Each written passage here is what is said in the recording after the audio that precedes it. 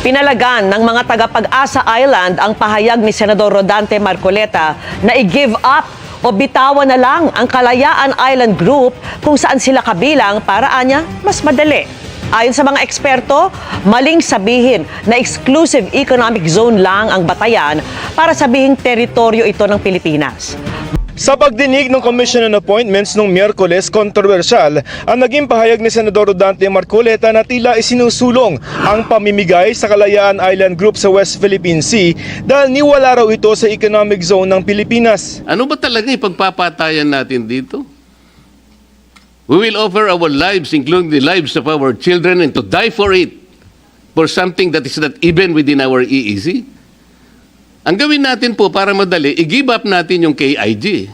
Hindi ito pinalampas si Senador Panfilo Lacson. So atin yung Kalayaan Island Group. And Pag-asa Island is a barangay of the Kalayaan Island Group Municipality of Palawan, the province of Palawan. This is the only inhabited barangay in the Kalayaan Island Group, and it is ours.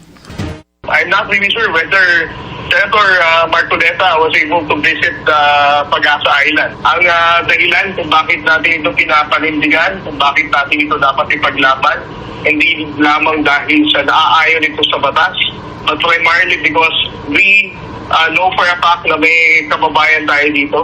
May mga kabataang Pilipino na nandito ngayon na naninirahan. Did you remember what happened on June 2024?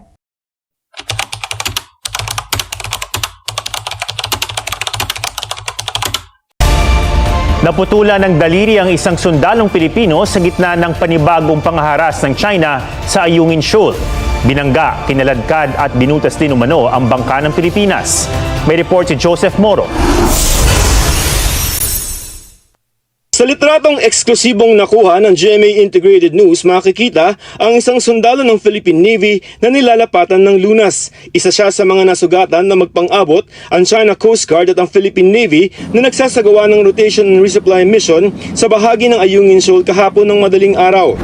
Ayon sa National Security Council o NSC, nagsagawa ng dangerous maneuvers ng China gaya ng pagbangga at paghatak.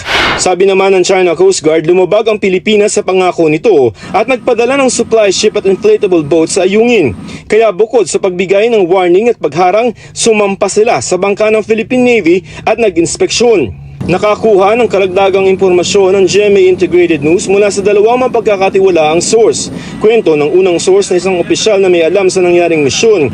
Kinaladkad at binutas ng China ang rigid hull inflatable boats o RIB na may sakay ng mga sundalong Pinoy. 7 sundalong Pilipino ang nasugatan, kabilang ang isa sa naputulan ng daliri. Ganito rin ang ibinigay na detalye ng isa pang opisyal na matagal ng source ng GMA Integrated News na nakakuha ng initial report sa nangyari. Bukod sa pagbutas ng inflatable boat, binasag din daw ang salamin nito at sinira ang engine gamit ang maso. Sinamsam pa raw ng mga Chinese sa mga baril ng Philippine Navy, pati na ang mga cellphone ng mga sundalo.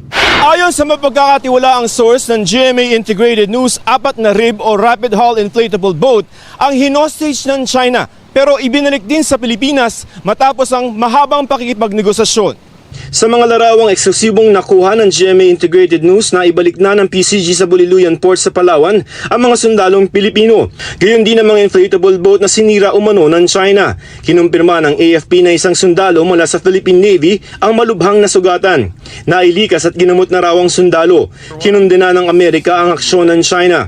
Stand by our Philippine allies. The PRC vessel's dangerous and deliberate use of water cannons, ramming, blocking maneuvers, and towing damaged Philippine vessels endanger the lives of Philippine service members. It's reckless and it threatens regional peace and stability. Kinundena at nagpahayag din ng pagkabahala ang iba pang mga bansa sa pinakabagong pangharas ng China sa West Philippine Sea. Joseph Morong, nagbabalita para sa GMA Integrated News. Tumambad kung gaano ka-agresibo ang China Coast Guard nang harangin ang ating resupply mission sa BRP Sierra Madre nitong Lunes. Sa isinapublikong video ng Armed Forces of the Philippines, kita kung paano ginitgit, pinagnakawan at tinutukan pa ng patalim ng China Coast Guard ang ating mga sundalo. Nasa frontline ng balitang yan, si Brian Castillo.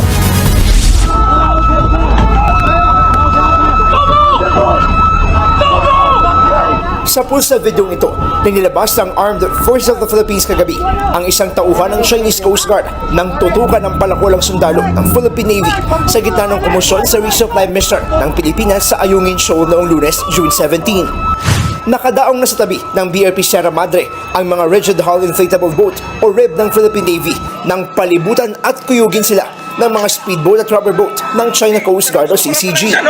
Palakol, palo ng bato na ng bato.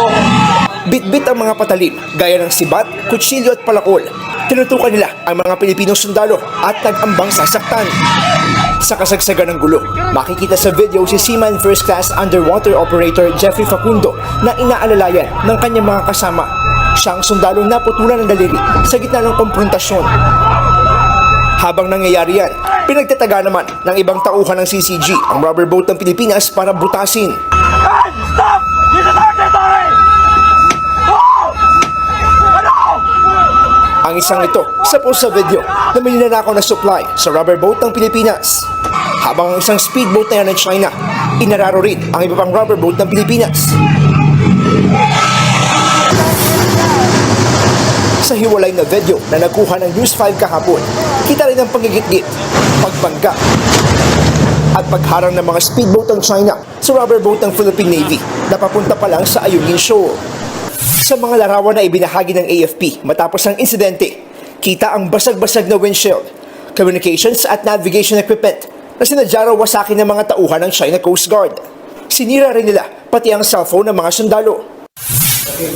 Ayon kay Armed Forces Chief of Staff General Romeo Browner, pinunteriya ng China Coast Guard ang mga bitbit na armas ng Navy na ihahatid dapat sa BRP Sierra Madre.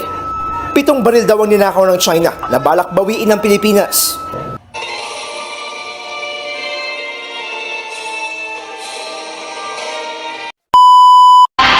Pinarangalan ang sundalong Pilipino na naputulan ng daliri sa pagkuyog ng China Coast Guard sa mga bangka ng Pilipinas. Pag-amin ng AFP Western Command, iniba ang taktika sa resupply mission na dati Philippine Coast Guard ang nagkakasa. Pinuntahan ni Armed Forces of the Philippines Chief of Staff General Romeo Browner Jr. si Seaman First Class Underwater Operator Jeffrey Facundo para gawaran ng Wounded Personnel Medal. Sabi nga namin, yan ang pinakamahirap kunin.